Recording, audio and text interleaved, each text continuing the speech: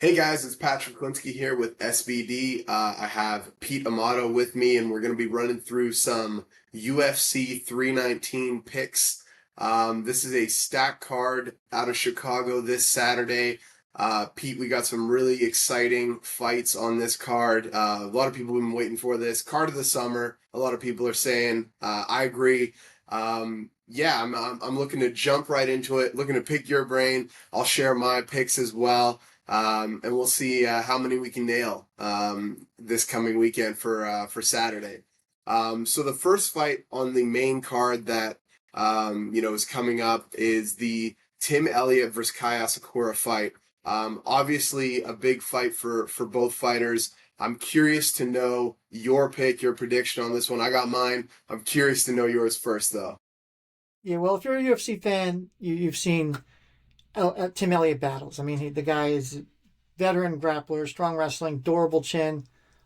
He's getting slower, but he's crafty. But Kaya Sakura is the youth. I think honestly, I think this is a perfect match for Sakura to get back to his winning ways. He's younger. He's a flashy striker. His pace and power are his greatest weapons. Asakura is going to have a massive speed and power advantage, which I think are bad for a guy like Elliott, who tends to walk people down with his hands low and kind of take hits, which I think is going to be a nightmare for him. Um, so I do like Asakura here. He's a minus 300 money line. If you don't like those odds, I think you could also go by decision, which is around plus 130 right now, or even by KO, which is around one plus 150, one plus 155. I think he's likely to control the pace and distance over the 3 rounds, and I think it's going to be a pretty lopsided victory. Couldn't agree more. I actually like that by decision method of victory. I saw plus 150 there at DraftKings. I think that's a really great pick. Asakura is going to be coming back from that, title shot he had with Pantoja in his UFC debut. Obviously, didn't go his way, but kind of thrown into it with the Lions right away. And I mean, popular guy, very very fast. He's really had some great fights outside of the UFC, and I'm curious to see what kind of performance this will be like. Will he play it a little bit safer, maybe not go for the KO, try to get a little bit more of a defensive. But I could see this being a just smartly fought decision victory for Asakura. So for that reason, I like that. I like that by decision for him for sure. Yeah, definitely agree. We agree on that fight. And the second fight on this main card, I mean, another really good, exciting fight on the main card. We have Jared Cannonier, veteran staple of the UFC, versus Michael Venom Page, of course, flashy, exciting striker. This is a really interesting fight for me. Yeah, I'm curious about your thoughts on this one, how it's gonna go. Yeah, Cannonier is has been in the UFC for a while. He's 41 years old, but he's still fighting at a high level. He has a pressuring style that can neutralize Page's counter game, and he's a heavy hitting grinder. And I think Page is not going to be able to cha cha slide his way out of this one. I'm not a big fan of Page. I think he kind of had faced weak opponents in Bellator, and he became confident and cocky. And I just think that was undeserved. And I think the UFC is a different monster. Yes, he's 2-1 in the UFC, but I don't think Cannonier is going to let him get away with that. I think he's just going to pressure him. He's gonna hit him. Cannonier has uncanny endurance, and Page has. I don't think he's fought anybody like him. Yes, he's older, but I think Page, who's around 3 years younger than him, I think he's showing his age more than Cannonier. You can tell he was slowing down in the last fight.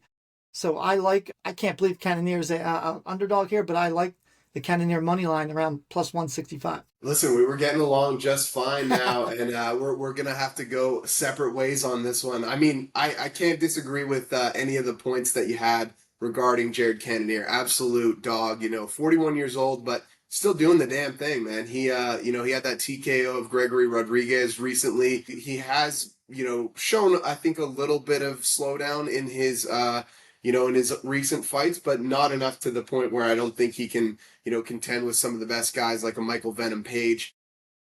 my thing is, I think he's going to be doing, like you said, a little bit of the cha-cha stuff in this fight. I think he's going to be, Michael Venom Page is going to be doing a little bit of point fighting. I think he's going to stay, I think, outside of Cannonier's power range. He knows what's coming. I mean, Cannonier's a former heavyweight. Let's not forget about that. He moved all the way down a bunch of divisions to come down. He's a very powerful guy. I think everybody who faces him knows that. You get close to that guy and he can put your lights out. I think, Michael Venom Page knows that very well coming into this fight.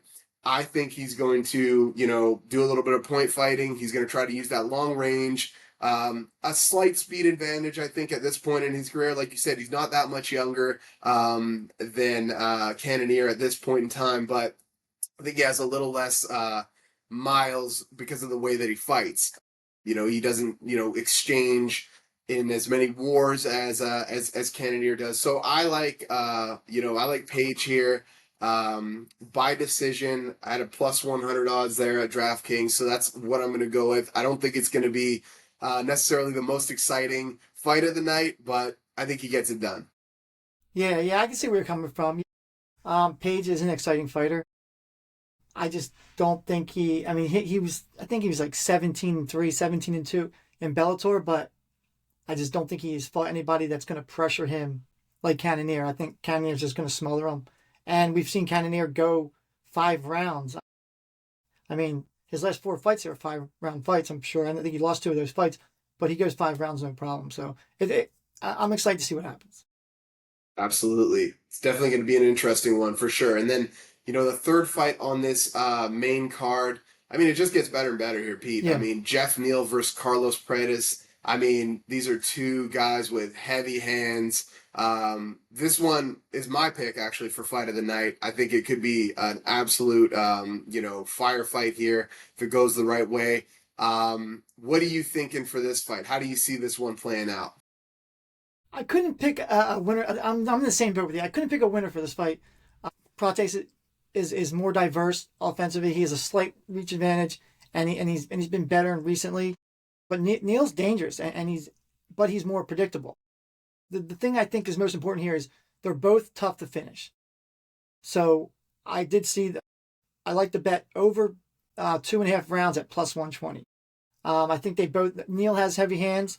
He comes into as a technical underdog on paper, but Prates he offers reach, technical striking diversity. I think they match up really well against each other, and I can't see one finishing over the other. If anything, there was a long shot bet that I do like, and it's Neal by KO. But at the time I was looking at this, it was plus 400 at Fanatics. I'm not sure what it is right now, but if there's a knockout, I could see Neal winning.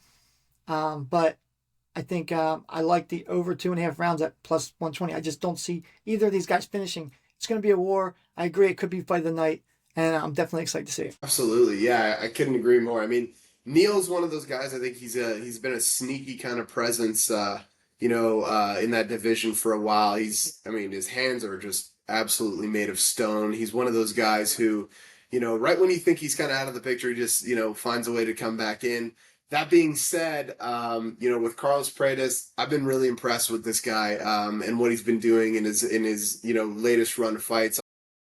Um, had a little bit of hiccup recently there with I believe it was Ian Gary that he fought, and I think that I was going back and forth on this one as well. I'm going pretty specific with this one based on a stat that I saw. 9 out of his 10, last 10 fights, he's finished in the first or second round. Carlos Prates has, which is pretty impressive. I'm gonna go with the second round finish here for Okay. Prates, and that's plus 400 odds at DraftKings. It's a bit of a long shot, but I think just based on the way these guys come forward, the way that they fight, I think they're going to get into a heavy exchange at some point in this fight. For I'm sure. hoping the second round, and I think it might come then. They'll feel each other out in that first round, and the second round is where they're going to really start letting their hands go. I think someone's going to get clipped, and I think it might be Neal this time around. That said, that chin is very durable of Neal's. We know that. But it's going to be. I think we're going to see a finish on Prates' side here. Okay, all right. I guess we're on opposite sides there too. I can definitely see the finish. These guys both hit hard. These guys For both have sure. stone in their gloves. It could go either way. I just three three rounds is a shorter fight. It's going to be hard to finish either of them. But yeah, if you get that hit on the chin, you could. If it's a knockout cold, I could see it happening. But I'm definitely excited to see what happens. Absolutely, for sure. It's going to be an exciting fight to check out. We're at the co-main event already here. Lerone Murphy versus a UFC newcomer in Yeah. Aaron Pico, a familiar face if you're, if you follow MMA, if you know the Bellator scene. I mean, we're talking about a super elite wrestler here versus a guy who's a great striker. Your classic kind of matchup in that sense. Murphy versus Pico. Who are you leaning here? I was actually I was actually surprised about the odds here. Pico is coming in as a favorite, not a big favorite, minus 150, minus 160. Murphy, I just think, I mean, he's proven he's 16-0-1 overall. He's 8-0-1 in the UFC. He's known for his technical striking, as you said, his pacing, strong takedown defense, which will come in play, obviously, in this fight. Pico, dominant wrestler. I mean, came into the sport basically just as a wrestler to see what he could do. But his resume is a little less convincing against UFC level opponents in Bellator. He's slowly found out that wrestling is not MMA, and I think he's about to find out that Bellator isn't the UFC. I believe that Murphy is a decision-heavy winner. He lacks flash, and that could have caught some odds makers' eyes. And Pico is very unpredictable. He's wrestling and power make him a high upside, so I can see why he's the favorite. But I like Murphy here. I just think his takedown defense is going to come in. His technical striking, um, he's he's had more competition in his career, I believe, and he's dominated his entire career. I mean, yeah, I couldn't agree more that that Murphy's faced, some tough competition as of late. You look at his resume, especially recently, Josh Emmett, Dan Ige, Edson Barbosa, even, those are some really, prestigious names to have on your resume for sure. And Murphy's done well. I do agree a little bit on the decision heavy side, but he's getting it done. He's winning Yeah, these fights, and he's doing it, consistently, which is really impressive at a very hard division to do that in.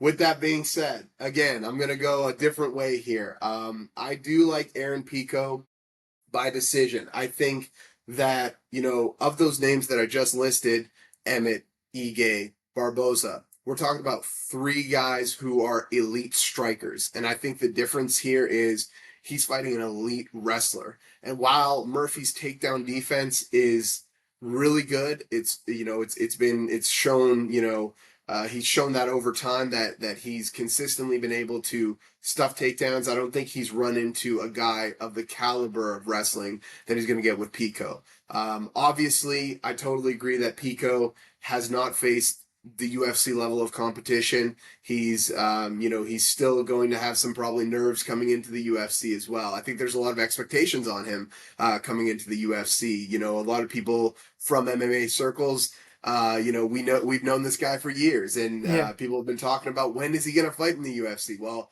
now's the time. So I think it's actually going to be a matter of, I think, the skill is all there for Pico. I think he can have a game plan where he implements his takedowns, mixes in some of the improved striking that he's had, and win this fight. But I think it's going to really, be dependent on whether those nerves get to him in that first UFC fight and those expectations. You're talking a co-main event slot, Chicago, of a huge card in the summer. Sometimes those things can get to guys, yeah. and we'll see if it does for Pico. I think he's going to get it done by decision. I like that plus 140 odds at DraftKings. But again, this one's a coin flip for me, Pete. Yeah, I agree. It might be the striker bias coming out of me on this one. Always enjoyed the strikers more. I always experienced striking stuff like that. So maybe it's like that. But yeah. Pico's wrestling is scary, and he could he could make it a kind of a grueling, kind of boring fight for Murphy, taking him down, just beat him up a little bit.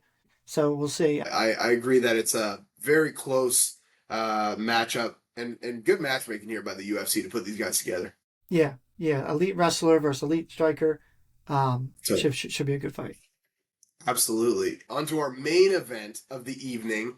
Khamzat Chimaev challenging for that middleweight title against Dricus Du Plessis, DDP versus the Wolf here. A huge matchup, one that, fans have been waiting for a long time. People asking, obviously, when is Khamzat going to get his title shot? When is he going to get the title shot? Well, it's coming this Saturday. And, this is a great fight, one that I'm super excited for. Pete, I'm absolutely curious because I could see this one, going a bunch of different ways. How do you see it going? Yeah, like again, another fight. I'm surprised about the odds here. Hamza is pretty big favorite in most of the sports books I've seen, like plus 220, minus 220, minus 250. But Hamza is a dominant fighter. Honestly, I think it's gonna kind of roll out to where he's pretty dominant the first two rounds. And that's what he kind of does. I think he's gonna offer punishing early grappling. He has try and throw submissions, but his conditioning over 5 rounds remains to be seen. It remains under scrutiny. We've seen him kind of burn out to the last 4 or 5 rounds, and I think that's where Dricus kind of is going to turn it on. I think Dricus has the polished striking. He has the elite cardio, well-rounded grappling, and it's ideal for this championship distance fight. I think if Khamzat doesn't finish the fight in the first or second round, I think Dricus could win this by decision. But I would take Dricus at plus 200 on the money line win. We're back to agreeing together, Pete. That is, that's a good way to wrap this one up in a bow. Yeah, I mean, I'm going with Dricus on the money line. I like those plus 200 odds for that. This is one of those fights, and like you mentioned, we know how Khamzat comes out in these fights. He's like a bat out of hell. I mean, that first round is going to be an absolute nightmare for Dricus. I think it's going to be a really, really tough round. He's going to be, getting a lot thrown at him. Even the second round, I think the first 2 rounds are going to be really, really tough to get out of. But I do feel that Dricus has enough creativity, and we've seen that, he's getting a little bit of flack online, getting made fun of about how awkward his style is. He's rolling. He wins by accident. But, all of that plays a factor, especially against a guy like Khamzat, where I think, these things will actually benefit Dricus a little bit. And I think, having also that championship experience is going to benefit Dricus. He's been in this slot before. Khamzat, as you kind of, briefly alluded to, I mean, when we've seen him, come out in that second round, he's been absolutely phenomenal. I look to the fight that he had with Kamaru Usman, a 3-rounder with Usman, and, he was losing steam by that 3rd round. Now, if Usman had an extra couple rounds, could that fight have gone Usman's way? I tend to think it might have. Just the experience of a champion like Usman going against Khamzat at that time. And that's a ballooned up 170-pounder welterweight coming up to middleweight for a fight on short notice. Obviously, we're talking about Usman, one of the greatest welterweights of all time, but you're talking about DDP, a huge middleweight who's coming in here. He's not going to get, I can't see a world where he's just going to get ragdolled by Khamzat Chimaev. I think that there's going to be some scary moments. We're going to have some of those moments where we're like, oh man, like Khamzat could get this done. But I do feel that ultimately DDP's kind of resilience will come into play here. He's going to, be able to get back to his feet, keep the fight competitive enough that I think he will win a decision potentially here, or catch Khamzat with something late while he's tired. So for that reason, I like the money line pick there on DDP.